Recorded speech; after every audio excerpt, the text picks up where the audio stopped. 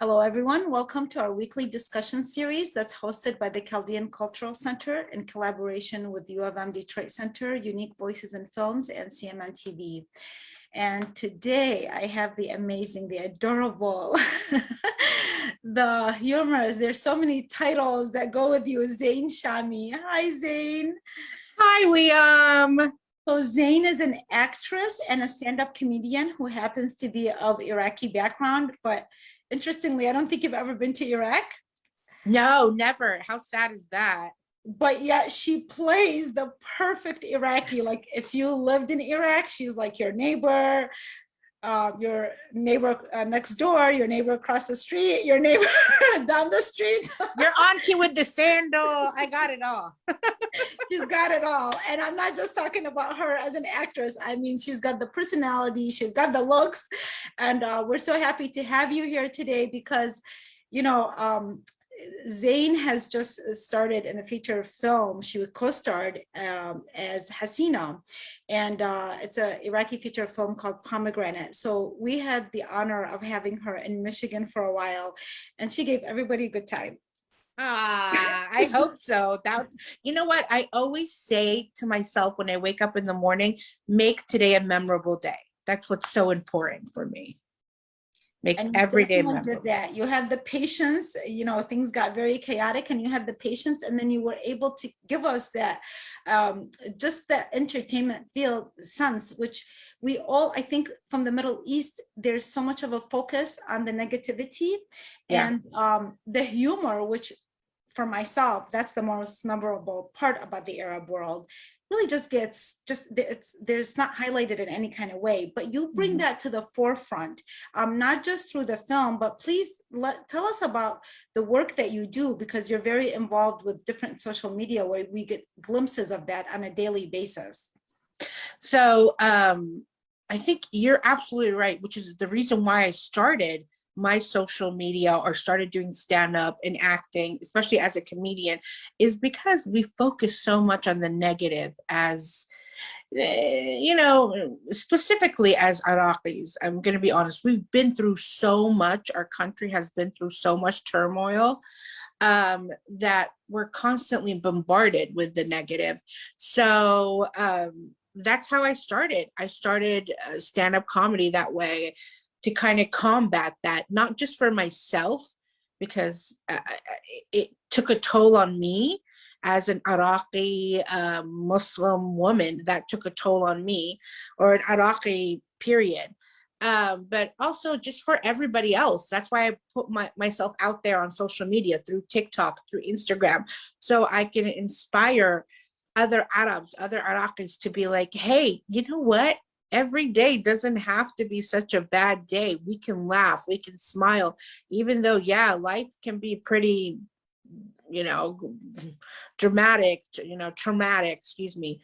But we can do this. We can get out of this, especially by laughter, especially by smiling. That's what's important. Yeah, and you know, I was in Iraq during the sanctions. I visited in 2000, and during that time, as difficult as the situation they were going through, they still had that in them, where you enter their homes and they have that strength and they have that humor and they have that liveliness, and you bring it forward.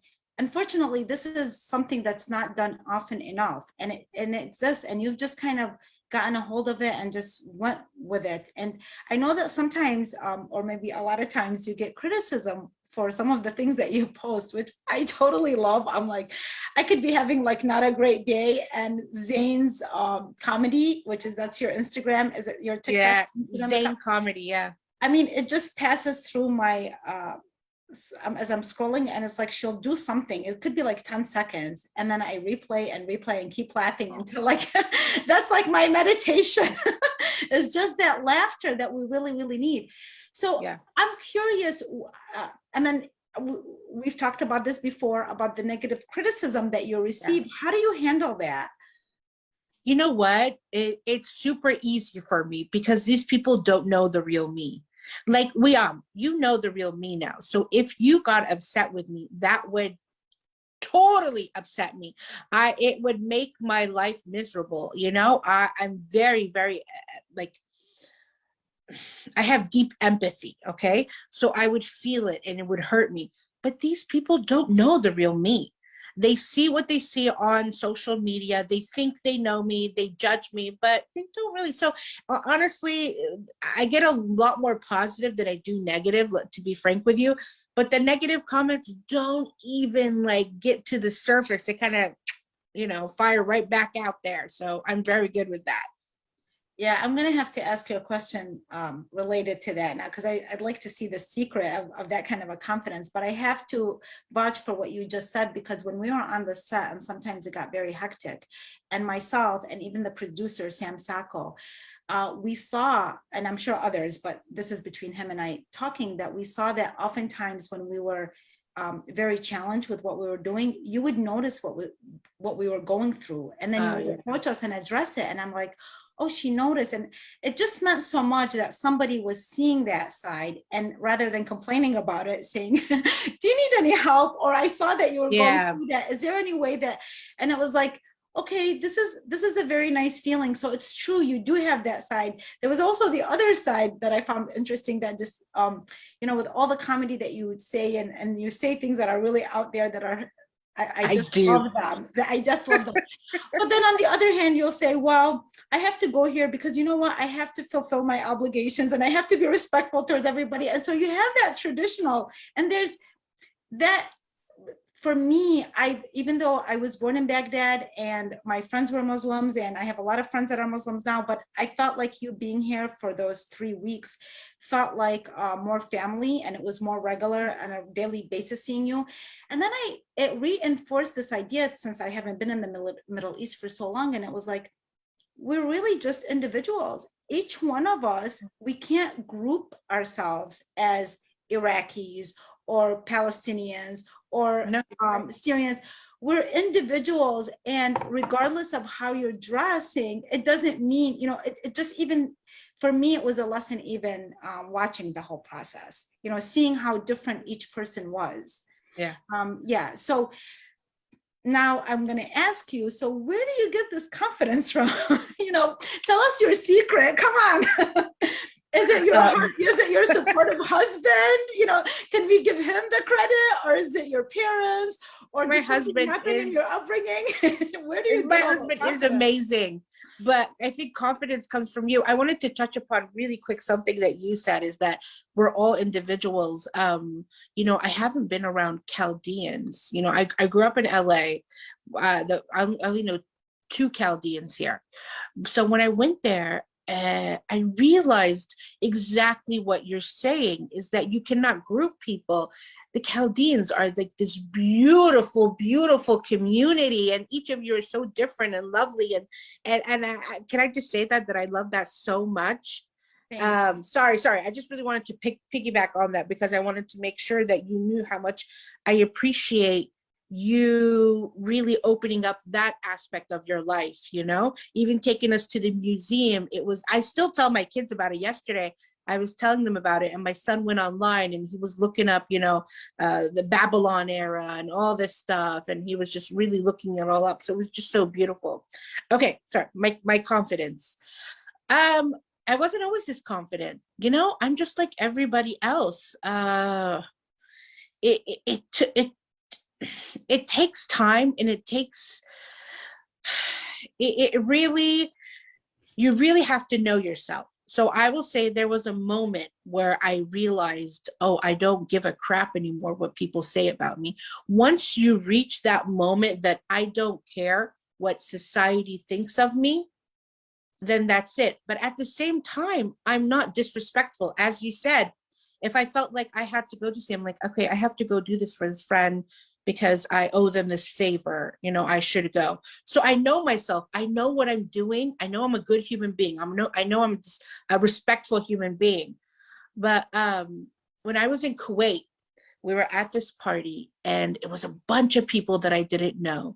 And something happened, and I said something, like I had never done this. I said something that I was feeling, like passionately feeling, and it came out of my mouth. And instead of people judging me, they all laughed and they loved it. They thought it was humorous. They were like, you're so right, Zain. That's so true. I was thinking that too.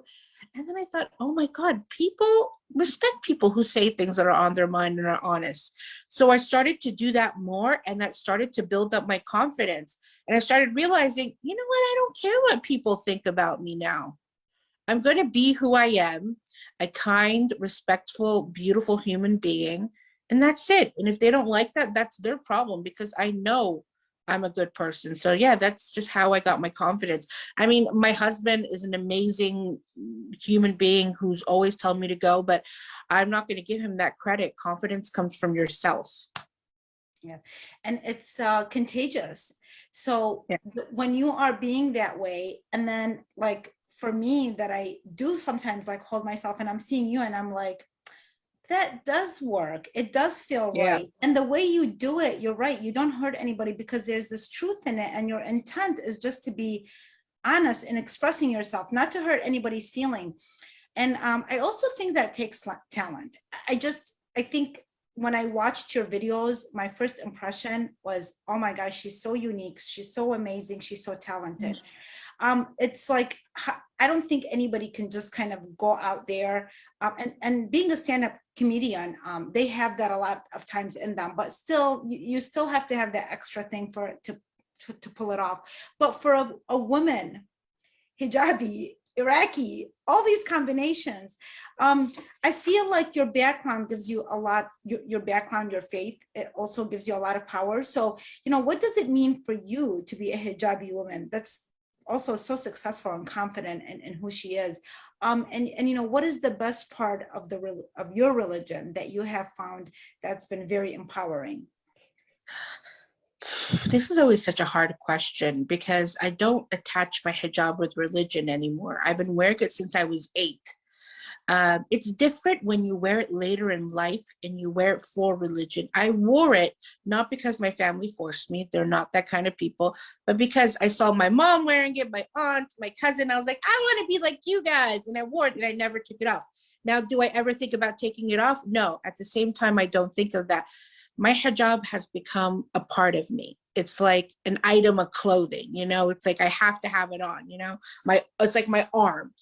But I do realize that it's something outrageous that someone who wears a hijab acts like this and is like this. And I realize that it's, not of the norm.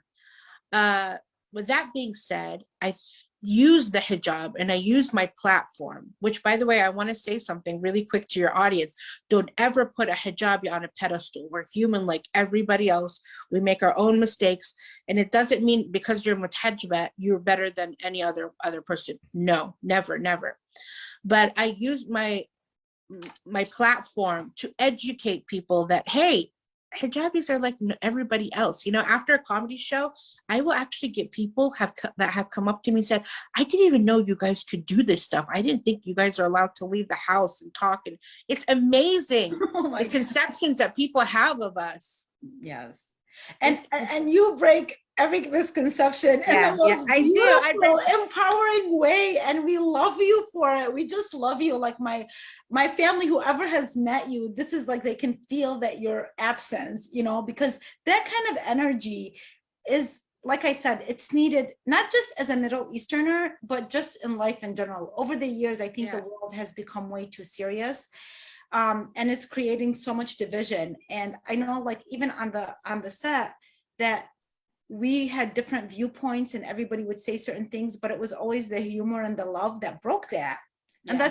And so we didn't allow, even though the story had the political aspect, but we fell back to the love and the humor, which for me, this is what I connect with my heritage. This is why I always like to highlight, this is what I see, that despite the wars and the sanctions and everything else involved, and I think you do that too, that you see the humor, and that's what you bring forward. So we get a glimpse of our culture, but you do it in such an honest way that it's very, very funny. So you have to do that. That's how you keep going. I feel like you just have to.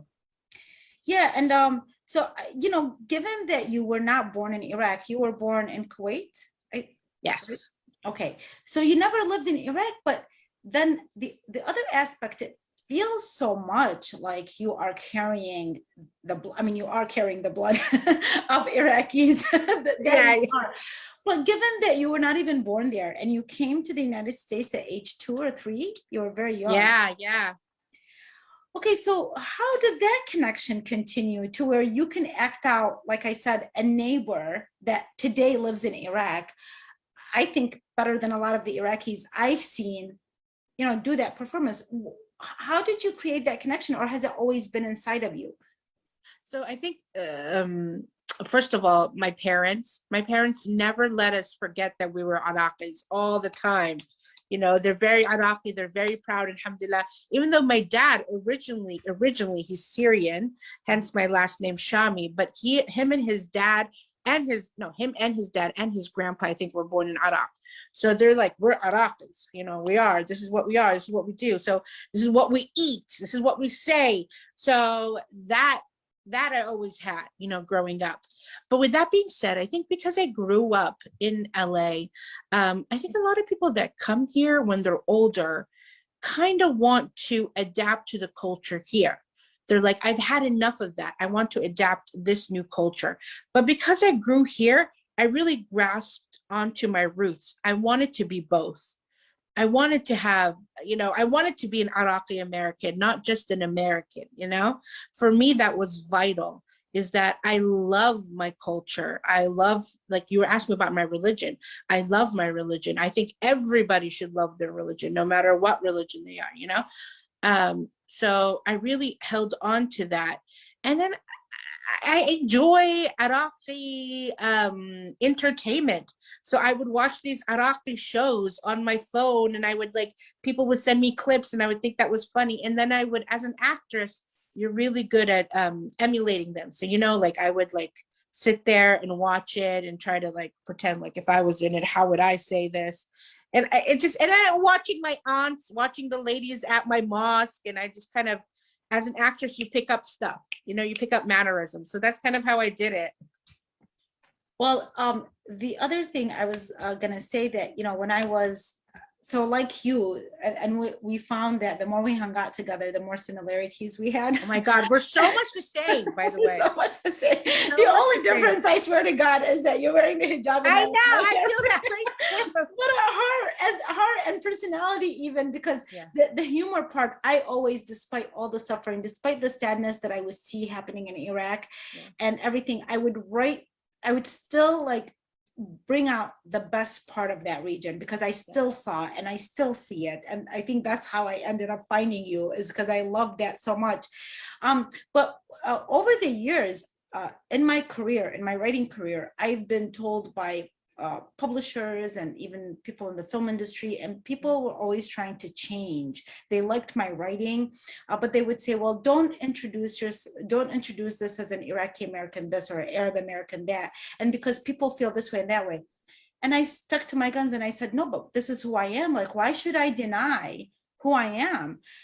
But I did find why they were advising me this way. These were people from my own background.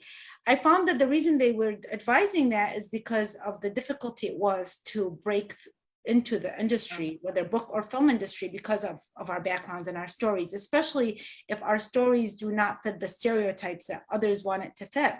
But at the same time, despite the challenge, I could not do that. I felt like I was cheating myself and my heritage if I was just to deny who I am. I mean, how could anybody do that? I really wish, for me, I wish people were more like how you are, that you kept true to who you are, because then I think we would have had less of a challenge, because it opens doors. That's my feeling. I'm like, we found each other because myself, you, Samia, we were able to find each other because we stuck to that. What advice would you give men and women from that region about whether it's creativity or just being who they are and trying to break into the film or book or whatever industry that they're trying to break into, especially in the creative aspect? I think it's so vital that, like you said, that you do stick to your roots and you stick to your guns. Be yourself. That's so important. Like you said, people will try to change you, but be yourself. Like for me, I am who I am. You love it or take it. That's it. The other important thing, and a lot of people will not like this, and if you're watching, I apologize, is be realistic. Be realistic with yourself. As a muhajjaba, I know I'm never going to have, I'm never going to be the love interest that, some prince is going to fall in love with and swoop me off to his magical castle, like in a movie or whatever, like I'm talking about movies. But I am realistic that, hey, I can be an amazing ensemble. Like I could be in a show like The Office and be that quirky character. I could be like, so I'm just realistic in my thoughts. Like when I tell people, yeah, you know what? I want to win an Emmy. I want to be the first muhajjaba to win an Emmy. And they'd be like, huh? But I'm like, but it's realistic. I can win an Emmy, Can I be the Tom Cruise of Hollywood? No, I can't be. I can barely walk a mile. You know what I mean? You want me to do these stunts? No, I'm not going to do it. But so that's so vital, is when you come out here, be yourself, be realistic, and try everything. Try everything, even if it scares you. Try it, because you don't know who you would meet. You don't know what it would do, how it would change you as an individual and make you grow. That's so important. I've done a lot of stuff for free, but the people that I've met on those shows have taken my career up. You know what I mean? So as long as you love the craft, what you're doing, and you put your whole heart in it, then I don't see a way that you won't succeed if you're realistic about it. Yeah, I agree. I've also done a lot of jobs. Most of the jobs I've been in the volunteer sector for a very, very long time. Yeah. I served so much, and with having kids and having a home to take care of and a husband and even taking care of my mom. I think my love for what I was doing and what I stood for just kind of just overtook everything. And then, at the end, it was rewarding. You end up, whatever you're doing, it might seem like it's not rewarding. It might seem that way on a monetary level, but it really is building up your career in a way that, especially if you're serving something that's unique and different and that's needed. I feel like in our community, there's a void for our stories. 100%. If you Google Iraqi American stories, the majority of them are going to be written from a Western perspective, normally like from a soldier or somebody in the government officials. And what happens is the Iraqi is portrayed, the Iraqi characters, if they are even genuine Iraqi characters, they're portrayed either as victims or, like you said, they're put on a pedestal. Most of us are not in either one of those categories. Most of us, like me and you, fall in the middle, where we have, our strengths and weaknesses and just individuals like everybody else, but nobody gets to hear those stories. Whether you're a Chaldean, whether you're a non-Chaldean, whatever country you're from, you're still, you're an individual and you have your own challenges to go through, including like the characters in Pomegranate. This is why, like, for me, it was so important to, and I don't know, it was miraculous how the families in the story, which was the Muslim family that lives across the street from the Christian Chaldean family, both Iraqis, it was really miraculous that the majority, like 99% of the community, the families represented the community that they were playing. Yes. I mean, what a jump that was. That was such an experience. And I feel like in the experience, sometimes through your work, you have the opportunity to experience what we were trying to, what the characters were doing in the book and in the film. So we, by living together like that, eating together, dancing together, celebrating together, we too transformed the way the characters did in the book. And, I come from a region where I was born a minority Christian in a Muslim country, and my neighbors, and I was a neighbor, like my, characters like yourself treated me like their daughters. Oh yeah, 100%. That's how it was. They didn't think like what I was. They loved my mom loved them, and then they treated me like their daughters. And we have so many stories. We can't even, we're going to be long gone before we even catch up with any of these stories. So Zain, I might have a character. I might put you in that character where I'm going to have you. I will do anything for you. I'm going to toot your horn right now, if that's okay. You are such a kind and respectful and beautiful human being. the way you took, like when we ever had a problem, like on set, the way you went about it was so beautiful. It's how the way I would have went about it, because I know that two butting heads don't work that way. And I love how you had someone butt their heads, but you went around that. Hey, how can I fix this? Let's see, how can I? And that takes a lot of strength, especially as an Arab woman, because we're always being put down, you know, all the time. But for you, you're like, I'm going to put that on the back burner. I'm going to address this. Let me see what I can do about this. And later on, I will say, hey, you know, that was not cool. You know what happened? But we can do that at a different time when I, you know, need this. Right now, I need this to work out. I need everyone to be happy. And you also put others ahead of you, like us. I did notice that. So bravo to you. Zain. Thank you. I think Arab women, Middle Eastern women, you know, we've had to, for decades, learn how to think about what we want, but do what we have to do to bring peace and harmony between our families, our tribes, our workplaces. And I think that I took all of that and used it on the set. And when we have the opportunities to be in this position, when we get this far, all we have to do is use those tactics that we've learned from our mothers at home. And to put it into, and that's another thing that the Arab woman is not seen as. I think it's undervalued, like how important her role is, because she doesn't usually have the opportunity to shine. And so we don't get to see her doing the kind of work, the amazing work, because she does it quietly and intricately. And she does allow others to be ahead of her because she is trying to do things for the higher good. 100%. You know, so I really, this is the culture that we grew up with. And all we are doing right now is being able we want to share this with the world so that their viewpoints change, because I believe that storytelling matters, stories matter.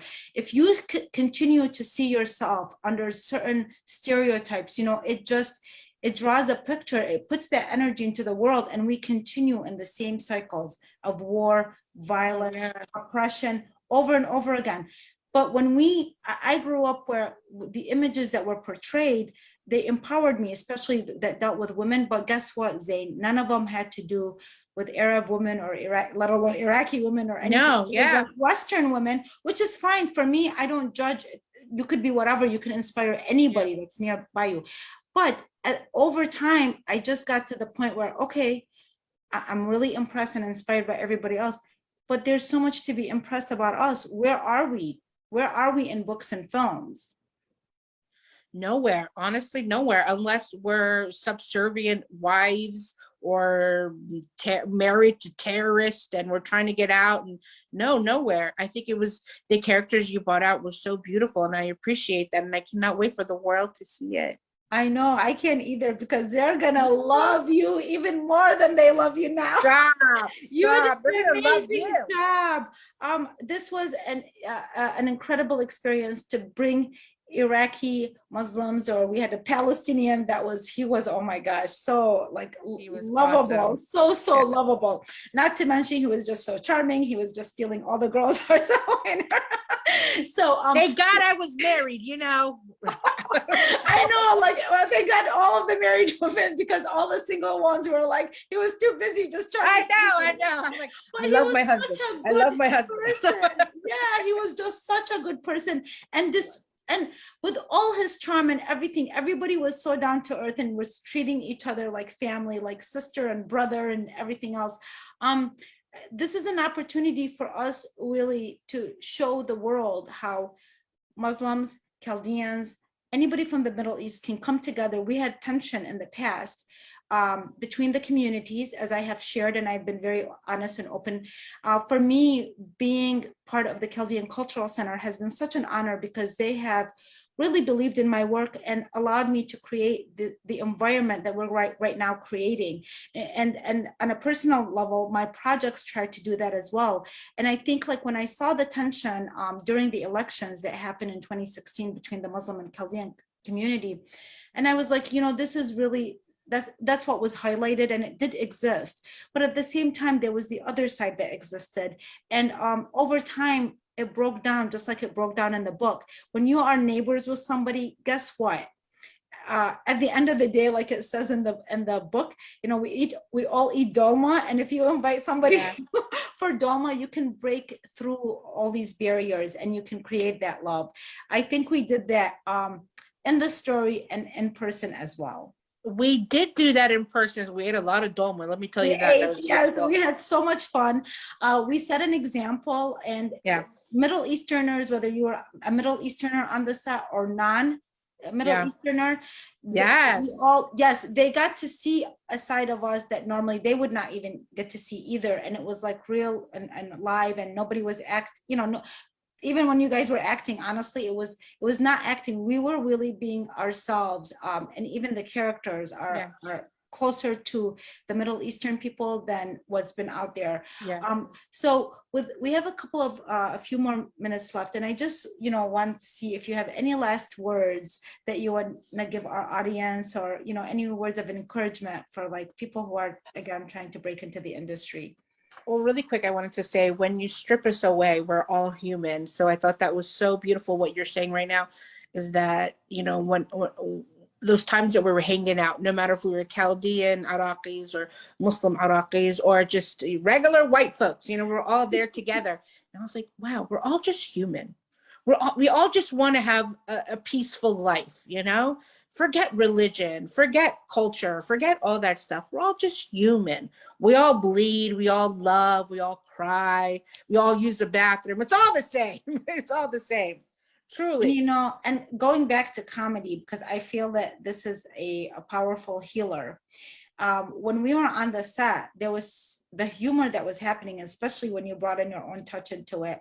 We had everybody laughing on the same level. They got it when you were saying the letters from Obama. I mean, you had the cinematographer laughing, the sound guy.